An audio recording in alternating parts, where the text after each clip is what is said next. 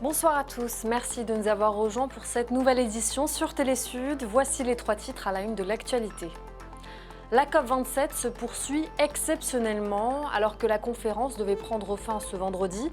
Elle a été prolongée jusqu'à samedi pour permettre aux États de trouver un accord sur le financement des pays riches aux pays pauvres. Lancement des travaux du 18e sommet de la francophonie ce vendredi à Djerba en Tunisie. Après 2 ans de report, le sommet va réunir dès samedi 70 chefs d'État et de gouvernement des pays membres de l'Organisation internationale de la francophonie. Nous prendrons la direction de Djerba en cours d'édition. La France suspend son aide publique au développement à destination du Mali. Paris évoque le recours au groupe paramilitaire russe Wagner par la junte au pouvoir. Un collectif d'ONG dont Médecins du Monde et Oxfam déplorent cette décision. Voilà pour les titres. Alors qu'elle devait se clôturer ce vendredi à Sharm el-Sheikh en Égypte, la COP27 joue les prolongations jusqu'à samedi. Objectif des États membres, trouver un accord sur le financement des pays riches aux pays pauvres pour les dégâts climatiques que subissent ces derniers. Lorraine Mabou et Ahmed Paraizo. Faute de négociations concluantes, la COP27 joue les prolongations. Initialement prévue pour s'achever ce vendredi, la conférence internationale sur le climat est prolongée de 24 heures. En raison des discussions sur le financement à octroyer aux pays les plus touchés par le changement climatique. La promesse d'aide annuelle de 100 milliards de dollars faite en 2009 à Copenhague est actuellement au cœur du débat. Je demande instamment aux parties présentes de résoudre les problèmes exceptionnels et les éléments présents sur l'agenda public aussi vite que possible. La résolution de ces problèmes influencera la finalisation des décisions relatives à la couverture. Les pays riches n'ont pas tenu leurs engagements de 2009. Les sommes disponibles pour l'instant sont dérisoires par rapport aux besoins estimés. Les pays participants à la COP27 doivent désormais se mettre d'accord sur les montants qui seront mobilisés après 2025. Le débat sur le financement des pertes et des dommages n'a que trop tardé. Le résultat doit être tangible avec des échéances et des étapes claires et ce, sans délai. L'Union européenne est montée au créneau. L'organisation a proposé lors d'une séance plénière informelle de créer un fonds de réponse aux pertes et dommages tout en insistant sur le fait que la COP27 doit également prendre des engagements forts en matière de réduction des émissions. Ce fonds devrait être financé par une large base de donateurs. Il s'agira d'une partie d'une mosaïque de solutions, notamment l'examen de la dette et la réforme des BMD. L'année prochaine, il faudra accélérer le processus de recensement des lacunes en examinant ceux qui fonctionnent dans différents contextes, comme les pertes et dommages non économiques et les événements à évolution lente. Dans une étude rendue publique jeudi, le Programme des Nations Unies pour l'environnement estime que les flux financiers internationaux pour les pays pauvres restent 5 à 10 fois inférieurs aux besoins estimés. Et l'écart continue de se creuser. Au rythme où vont les travaux ce vendredi à Sharm el-Sheikh, certains participants estiment que les négociations risquent de déborder sur le week-end. Après des semaines d'intensification des combats dans l'est de la RDC, les forces du M23 gagnent du terrain. Ces combats entre armées congolaises et rebelles ont aggravé la crise humanitaire. Plusieurs milliers de déplacés se retrouvent aujourd'hui dans le territoire de Nyiragongo, à quelques kilomètres de Goma, la plus grande ville de l'est de la RDC avec plus d'1 million d'habitants. À Kinya-Ruchiyua, les déplacés sont terrorisés par l'avancée des troupes rebelles. Écoutez quelques témoignages. Nous craignons maintenant que les rebelles arrivent ici près de la ville. J'avais fui mon village, mais en arrivant à Kibumba, il y avait aussi beaucoup de coups de feu et on a encore fui vers Goma. Nous sommes revenus ici et c'est la souffrance. Je suis assis ici maintenant, mais je n'ai nulle part où dormir. Entre le Mali et la France, les relations se dégradent encore un peu plus. Jeudi, Paris a décidé de suspendre son aide au développement avec Bamako, tout en maintenant l'aide humanitaire. Le Quai d'Orsay met en avant le recours de la junte malienne au groupe militaire russe, ce que dément Bamako. Mathieu Nicolas et Ahmed Paraizo pour les détails. Entre 2013 et 2017, la France a versé 473 millions d'euros au Mali au titre de l'aide publique au développement. C'est cette manne financière que Paris ne veut plus octroyer à Bamako. Pour justifier la suspension de son aide publique au développement à destination du Mali, le ministère français des Affaires étrangères évoque le recours au groupe paramilitaire russe Wagner par la junte au pouvoir. Face à l'attitude de la junte malienne alliée aux mercenaires russes de Wagner, nous avons suspendu notre aide publique au développement avec le Mali. Mais la France, qui a déjà suspendu l'aide bilatérale directe entre les institutions publiques françaises et maliennes, affirme par la voix du Quai d'Orsay qu'elle maintient néanmoins son aide humanitaire et quelques soutiens à des organisations de la société civile malienne. L'annonce de la France de suspendre son aide au développement au Mali a fait bondir un collectif d'ONG, dont Médecins du Monde et Oxfam, qui déplorent cette décision. Dans une lettre adressée au président Macron, les ONG appellent Paris à revenir sur sa décision. La suppression de ces financements entraînera, selon les ONG, l'arrêt d'activités essentielles, voire vitales, au profit de populations en situation de grande fragilité ou de pauvreté. Pour convaincre les autorités françaises de faire machine arrière, les ONG indiquent que 7,5 millions de Maliens ont besoin d'assistance. Les organisations de solidarité internationale que nous représentons sont très inquiètes des conséquences d'une telle décision pour la population, les organisations de la société civile malienne ainsi que leur propre organisation. À Bamako, pas de réaction immédiate à l'annonce française. Mais cette suspension est un coup dur pour le Mali. Elle vient s'ajouter à une succession de ruptures entre la junte au pouvoir et ses partenaires étrangers. Les nouvelles autorités burkinabées ont annoncé mardi 25 octobre avoir lancé le recrutement de 50 000 volontaires pour la défense de la patrie dans le cadre de la lutte contre le terrorisme. Et comme dans d'autres régions du pays, nombreux sont les jeunes, les femmes et les personnes âgées qui sont prêts à s'engager. Le constat à Ouagadougou avec notre correspondant Edem Aïbla. Il est 9h à Ouagadougou dans l'arrondissement 44. Souleymane Bahiri, réserviste, se sent interpellé par un appel patriotique. Je vais au gouvernorat pour m'enrôler au VDP afin de compléter les FDS pour combattre le terrorisme qui nous a été imposé. Au gouvernorat du centre, nombreux sont ces candidats qui patientent pour répondre à l'appel du pays. Devenir VDP, volontaire pour la défense de la patrie, pour apporter leur pierre à la lutte contre le terrorisme. Je suis plus que conscient parce que déjà je sais qu'à partir de Ouaga, on ne peut plus faire librement plus de 100 km sans avoir la peur au cœur.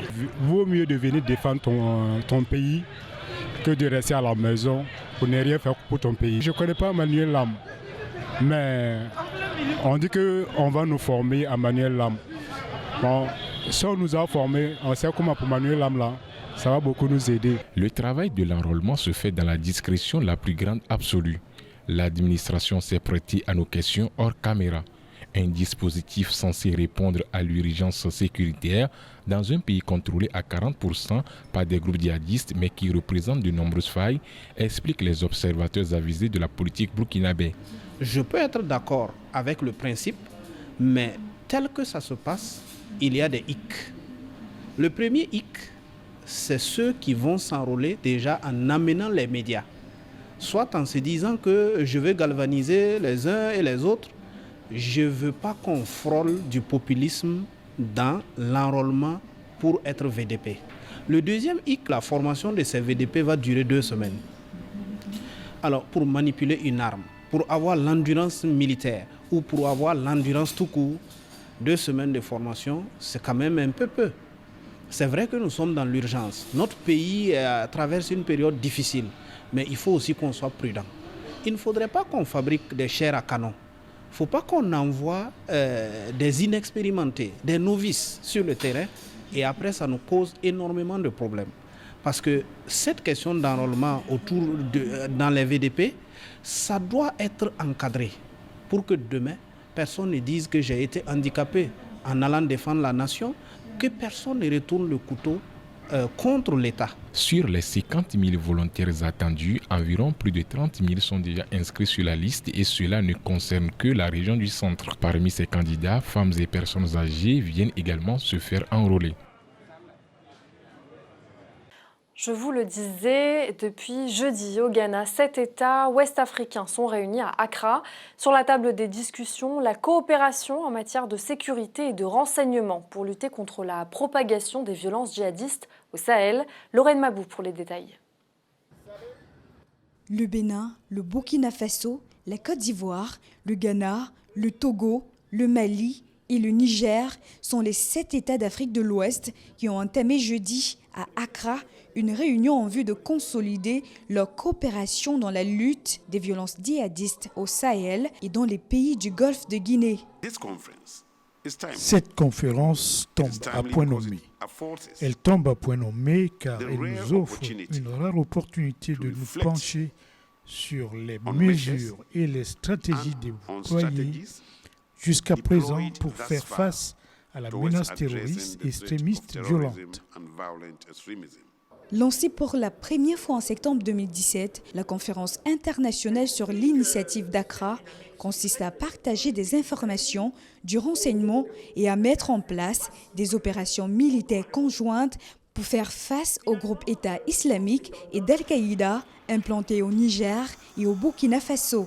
Les violences djihadistes qui ont débuté en 2012 au Mali se sont étendues au Burkina Faso et au Niger voisin et menacent désormais les États du Golfe de Guinée. C'est une menace pour la paix et la sécurité internationale et pour la combattre efficacement, nous devons nécessairement impliquer l'ensemble de la communauté internationale et l'ONU en particulier. Deve necessariamente envolver toda a comunidade internacional e a ONU en particular. Un appel entendu par la communauté internationale, les représentants de la Grande-Bretagne, de la Communauté économique des États de l'Afrique de l'Ouest et de l'Union européenne ont rejoint l'initiative. Cette conférence, du moins pour nous, l'Union européenne, consiste à vous écouter. C'est écouter nos frères africains lorsqu'il s'agit d'évaluer les défis qu'ils tentent de relever. Écoutez la meilleure expérience en matière de paix et de sécurité en Afrique de l'Ouest et en Afrique tout court. Cette session de discussion technique sur la coopération en matière de sécurité et de renseignement se poursuit vendredi. Le forum vise à préparer une réunion ministérielle des pays de l'initiative d'Accra devant se tenir la semaine prochaine à une date non encore rendue publique. Politique à présent, il ne reste que 2 jours avant la fin de la campagne présidentielle en Guinée équatoriale. Ce dimanche, les électeurs sont attendus aux urnes pour élire leur nouveau président. Favori du scrutin, le candidat du parti au pouvoir, Teodoro Obiang Nguema. L'actuel président brigue un 6e mandat à la tête de l'État.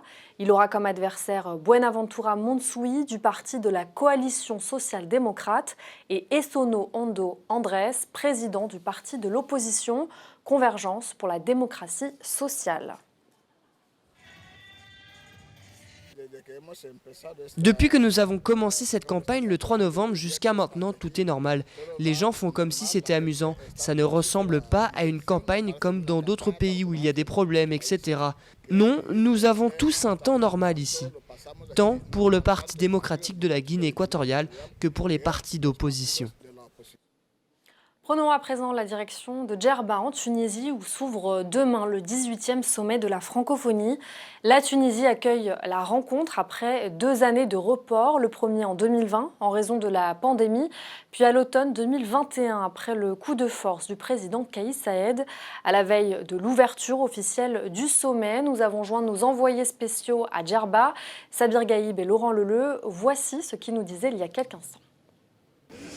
Bonsoir Soukaina, oui effectivement, grosse journée aujourd'hui, journée qui précède le sommet à proprement dit de la francophonie, sommet qui aura lieu demain et après-demain. Mais aujourd'hui déjà, la journée a commencé ce matin par une réunion interministérielle, une conférence autour de la francophonie qui réunissait pas moins de 70 ministres venus de tous les pays du monde.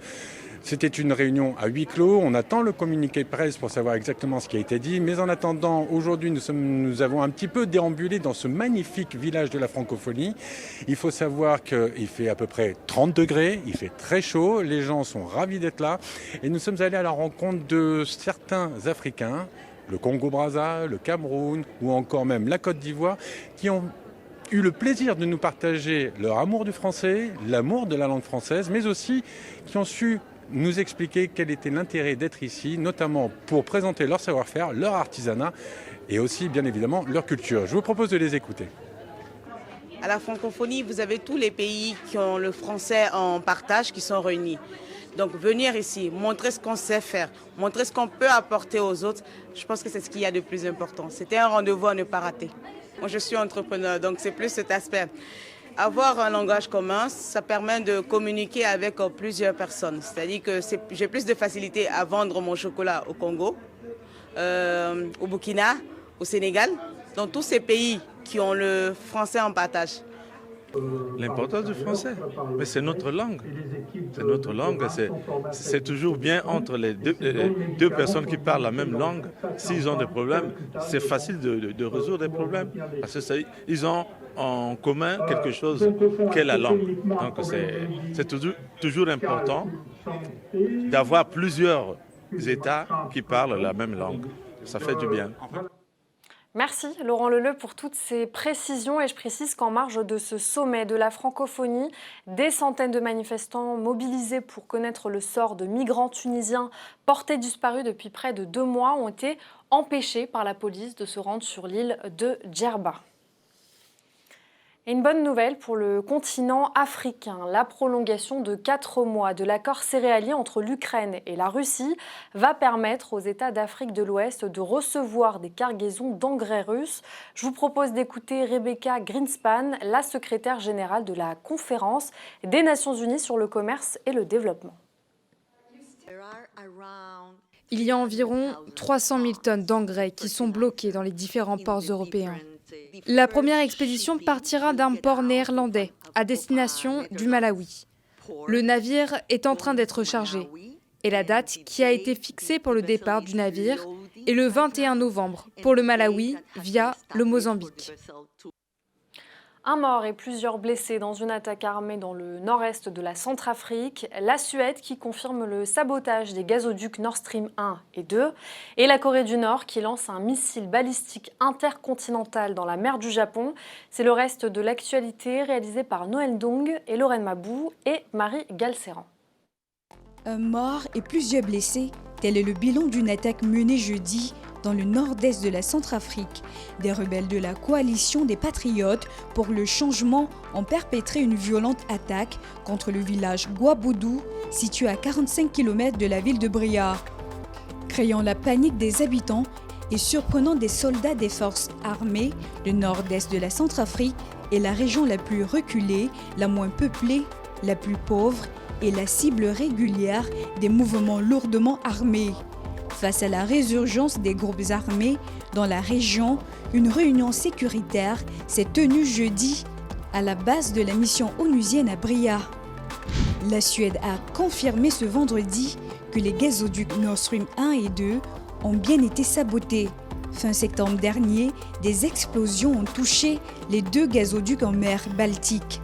Vendredi, le procureur en charge de l'enquête préliminaire menée en Suède a précisé que les analyses ont révélé des restes d'explosifs sur plusieurs des objets étrangers découverts. Construits pour acheminer le gaz russe en Europe, Nord Stream 1 et 2 ont été au cœur des tensions géopolitiques attisées après la décision de Moscou de couper les livraisons de gaz à l'Europe en représailles aux sanctions occidentales depuis l'invasion de l'Ukraine. La Corée du Nord a une nouvelle fois lancé un missile balistique intercontinental ce vendredi. Le projectile est tombé au large de la mer du Japon. C'est le dernier épisode en date d'une série record de tirs de projectiles ces dernières semaines. Ce n'est pas la première fois qu'un missile nord-coréen finit sa course dans la zone économique exclusive japonaise. La Maison-Blanche a condamné le tir qui constitue selon elle une violation éhontée de multiples résolutions du Conseil de sécurité des Nations Unies. La deuxième édition du forum Afrique RSE Santé, organisé par Santé Entreprise, s'est déroulée ce vendredi dans le 13e arrondissement de Paris autour de la question de la santé durable. Un large panel d'acteurs de ce domaine se sont questionnés sur le développement sanitaire de l'Afrique. C'est le cas de Éric Maville, le directeur général de Santé en Entreprise, et de Amina Abou-Khalil Niamé, la lauréate du trophée Partenariat public-privé. On les écoute. Ce forum, nous avions comme objectif de rassembler tous les acteurs que vous avez vus aujourd'hui. Ce sont à la fois des représentants d'organisations internationales, on a eu le Fonds mondial, on a eu Gavi, qui est l'Alliance pour le vaccin, mais aussi d'entreprises, d'ONG, de fondations. Le monde de demain, comme j'aime le dire, et après c'est peut-être une phrase un peu bateau, nous le co-construisons ensemble. Et quand on a à cœur le bien-être de son prochain, qu'on soit en Afrique ou en Occident ou ailleurs, en dehors de son pays d'origine, on a ce devoir aussi on a cette volonté de contribuer. Et nous reviendrons dans nos prochaines éditions sur ce forum. 24 heures après l'annonce du forfait de Sadio Mané, les Sénégalais sont sous le choc. À 2 jours du coup d'envoi de la Coupe du Monde au Qatar, l'attaquant sénégalais a officiellement été déclaré forfait. L'atout offensif majeur des Lions de la Teranga, qui avait été retenu dans la liste d'Aliou Cissé malgré sa blessure au genou, n'aura finalement pas l'occasion de porter le maillot des Lions à Doha. Malgré cette déception, les Sénégalais gardent espoir tout de même. Écoutez-les. Moi, je m'y attendais. En tant qu'ancien footballeur aussi, je m'y attendais. Je savais que ça allait être dur pour le Sénégal, mais néanmoins, je sens que ça ne va pas être facile pour eux, mais quand même, ils pourront essayer de jouer pour Sadio. C'est un coup quand même, quoi qu'on dise Sadio Mané, c'est pas n'importe qui dans cette équipe nationale. Et déjà, je le souhaite un prompt rétablissement déjà. Et puis Dieu pour qu'il nous revienne le plus tôt possible. Oui, c'est une très triste nouvelle, mais je pense qu'elle doit galvaniser les autres joueurs de l'équipe nationale. Il ne faut pas qu'ils soient abattus psychologiquement.